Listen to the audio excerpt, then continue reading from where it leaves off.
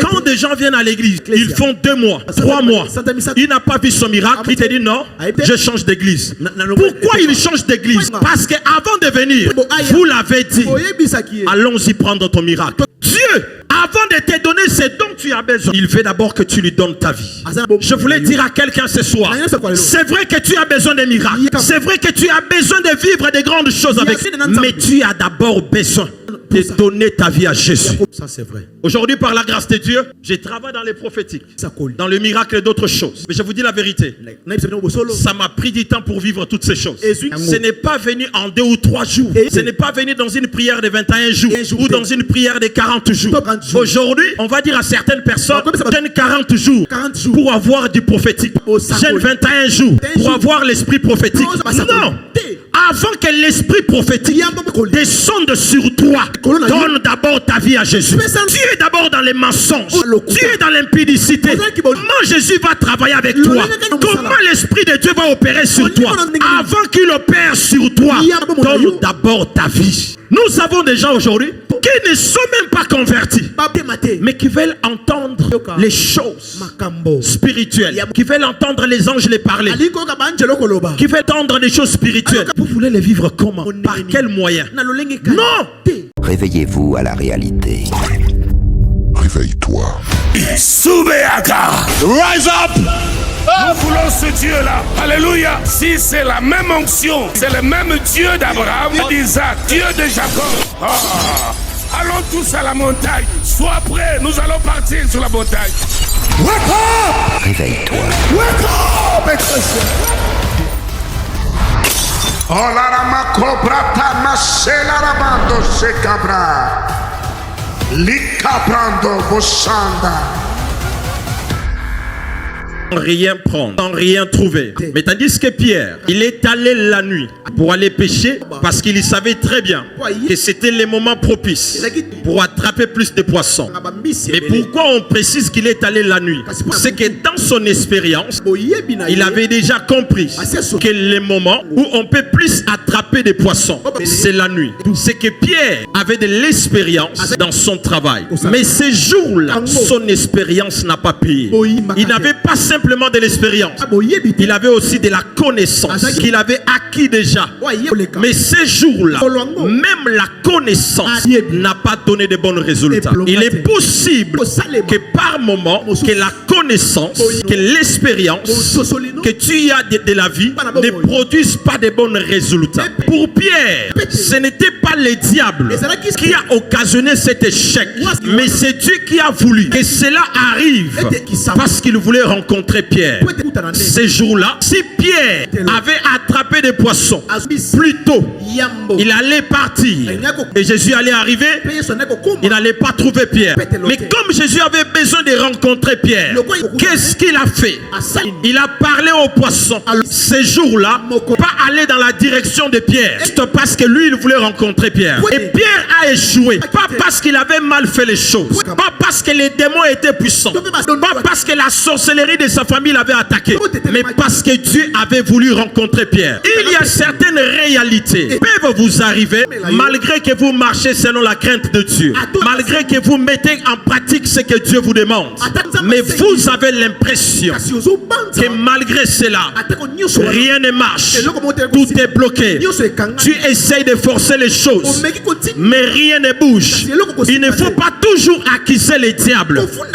Par moment, c'est Dieu qui occasionne certaines choses parce qu'il veut te rencontrer. Dieu peut permettre par moment que tu échoues dans ta vie sentimentale pendant un moment, juste parce qu'il a besoin de toi dans la prière pour te communiquer certaines informations qui concernent ta prochaine dimension, qui concernent ta prochaine saison. Dieu peut retarder certaines choses dans ta vie juste parce qu'il veut parler avec toi. Je me rappelle un jour, à cette époque j'étais encore à Brazzaville et on était en train de se préparer pour quitter Brazzaville pour aller en Afrique du Sud. Et pendant qu'on était en train de se préparer, on avait déjà fait nos visas, on avait déjà tout préparé. Mais pendant qu'on était en train de préparer les choses, l'homme de Dieu qu'on travaillait avec lui à cette époque, il me dit on doit quitter Brazzaville, on doit aller loin. il m'a dit que je préfère qu'on aille en Afrique du Sud. On a préparé toutes choses. Il fallait maintenant qu'on puisse partir. Les jours où on est en train de se préparer pour partir, j'entre dans la chambre. Pendant que j'entre dans la chambre, j'entends une voix qui me dit: ne voyage pas, reste à Brazzaville, je vais te parler. Ce jour-là, j'ai pensé que c'était peut-être ma conscience qui m'a parlé. J'entends encore une voix qui me dit: mais une chose, à cet instant-là, à Brazzaville, on était en train de refouler tous les Congolais de Kinshasa. Les Congolais de Kinshasa, ils étaient renfermés, ils étaient poursuivis. Dès qu'on te retrouve, par exemple, par la police, on te prend, on te met, on te refoule directement. Et tout le monde, tous les Congolais de la RDC avaient peur à cette époque de rester à Brazzaville. Mais en même temps, dans cette même époque, Dieu me demande de rester là où il y avait des problèmes. Pourquoi il m'a demandé de rester? Juste parce qu'il voulait me parler de ce qu'il voulait faire avec moi pour ma prochaine saison. C'est qu'il y a des réalités que Dieu peut permettre dans ta vie juste parce qu'il veut te parler. Mais la Bible dit ceci: quand il arrive dans la vie de Pierre, il a trouvé plusieurs barques. Il s'est intéressé simplement aux barques de Pierre. Il a dit à Pierre: donne-moi ta barque. Mais ce qui me dérange ici, lui en tant que le vrai pasteur, il devait premièrement d'abord se concentrer sur les problèmes de Pierre. Je ne comprends pas pourquoi il n'a pas posé à Pierre la question: qu'est-ce qui se passe dans ta vie? Pourquoi tu n'as pas attrapé des poissons cette nuit? Mais qu'est-ce qui se passe? Il n'a pas fortifié Pierre, mais il a commencé premièrement par dire à Pierre: donne-moi ce que tu as de précieux, donne-moi ce que tu as de valeur. La barque de Pierre, ce qu'il avait de précieux, sa barque représentait sa vie. C'était l'économie de Pierre, c'était le capital de Pierre, le fonds de commerce de Pierre. Il arrive, il dit à Pierre: donne-moi d'abord ta barque. Avance, papa. Ça semble quand même un peu bizarre. Quelqu'un qui est dans le problème, au lieu de les consoler, mais tu lui demandes d'abord. C'est étrange aujourd'hui à l'église. Qui arrive à l'église, même pas 5 jours, il fait un miracle. Un évangéliste qui va évangéliser, il dit à quelqu'un: viens, Jésus va te donner les miracles. Viens, Jésus va te donner la gloire. Viens, Jésus va te donner ceci. Non, il faut parler comme ça aux gens. Donne d'abord ta vie à Jésus, et Jésus te donnera ce que tu cherches après. On a tellement mal habitué des gens que venez, Jésus va vous donner les miracles. L'église est devenue comme un dicablo. L'église est devenue comme une boutique, là où les gens doivent prendre leurs miracles. Non, l'église, ce n'est pas là où tu es censé venir prendre ton miracle. C'est ce qui fait aujourd'hui que quand des gens viennent à l'église, ils font 2 mois, 3 mois, il n'a pas vu son miracle, il te dit: non, je change d'église. Pourquoi il change d'église? Parce qu'avant de venir, vous l'avez dit: allons-y prendre ton miracle. Dieu, avant de te donner ce dont tu as besoin, il veut d'abord que tu lui donnes ta vie. Je voulais dire à quelqu'un ce soir: c'est vrai que tu as besoin de miracles, c'est vrai que tu as besoin de vivre de grandes choses avec Dieu, mais tu as d'abord besoin de donner ta vie à Jésus. Ça c'est vrai. Aujourd'hui, par la grâce de Dieu, je travaille dans les prophétiques, dans le miracle et d'autres choses. Mais je vous dis la vérité, ça m'a pris du temps pour vivre toutes ces choses. Ce n'est pas venu en 2 ou 3 jours, prière de 40 jours. Aujourd'hui, on va dire à certaines personnes: jeûne 40 jours pour avoir du prophétique, jeûne 21 jours pour avoir l'esprit prophétique. Non, avant que l'esprit prophétique descende sur toi, donne d'abord ta vie à Jésus. Tu es d'abord dans les mensonges, tu es dans l'impudicité.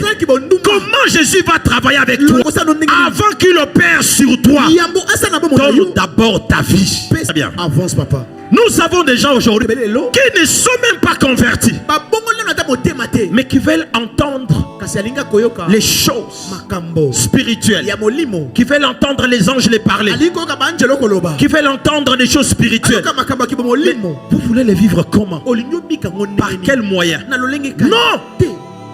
Tout ce que vous voulez expérimenter, c'est possible. Mais avant d'expérimenter, c'est d'abord vos vies à Jésus. Que tu n'as pas donné ta vie à Jésus, il y a des choses que tu ne vivras pas. Donner sa vie à Christ, ce n'est pas dire à Jésus, je t'ai donné ma vie. Non, c'est une consécration totale. C'est abandonner ta vie sur son autel. Mais tu n'as pas encore abandonné ta vie, mais tu veux quand même un miracle. Il y a des gens qui montent tous les jours à la montagne, ils ont abandonné leur vie sur l'autel de la consécration. Mais juste parce qu'ils veulent que les choses aillent vite. Juste parce qu'ils veulent alimenter les choses vite. Écoutez-moi très bien. Dieu n'est pas sur la montagne. Si on va à la montagne, ce n'est pas qu'il est là-bas, mais juste on veut profiter du calme. On veut juste, enfin, on veut juste de cet endroit. Parce que c'est calme, ça peut nous permettre à bien se connecter, à bien prier. Mais tu n'es pas sur la montagne. Si tu es allé 2 ou 3 fois, ce n'est pas une mauvaise chose. Mais donne d'abord ta vie à Jésus. Tu vas voir quelqu'un, il a donné 2 fois les offrandes à l'église. 4e fois, il te dit, je ne vois rien. Depuis que je suis là, je prie, mais rien ne change dans ma vie. Qui t'a dit que Jésus t'a d'abord appelé pour te donner un miracle? C'est pour cela aujourd'hui, les miracles sont maintenant vendus à l'église. Il y a des gens qui vendent aujourd'hui les miracles. Laissez voir ceci. Venez, je suis capable d'apporter telle chose. J'ai toujours dit ceci. Si les pasteurs, si les apôtres, si les prophètes sont puissants, tels qu'ils prétendent le montrer devant les gens, ils allaient commencer à résoudre les problèmes de leur famille. Jésus qui travaille par eux. Quand tu le fais, aucun pasteur, aucun prophète n'a le pouvoir d'opérer quand tu le fais. Si c'était le cas, ils allaient le faire dans leur famille. Dans leur famille, ils ont des malades. Dans leur famille, ils ont des personnes qui ont des problèmes de finances. Ils ont des problèmes des gens qui ont des besoins de la fertilité. Mais pourquoi ces personnes sont encore dans ces cas? C'est parce que Jésus n'a pas encore dit son dernier mot. Même quand Dieu opère des miracles par toi, ne dis pas qu'il a fait ça parce que toi tu veux. Non, parce que lui il veut. S'il ne veut pas, rien ne se produira.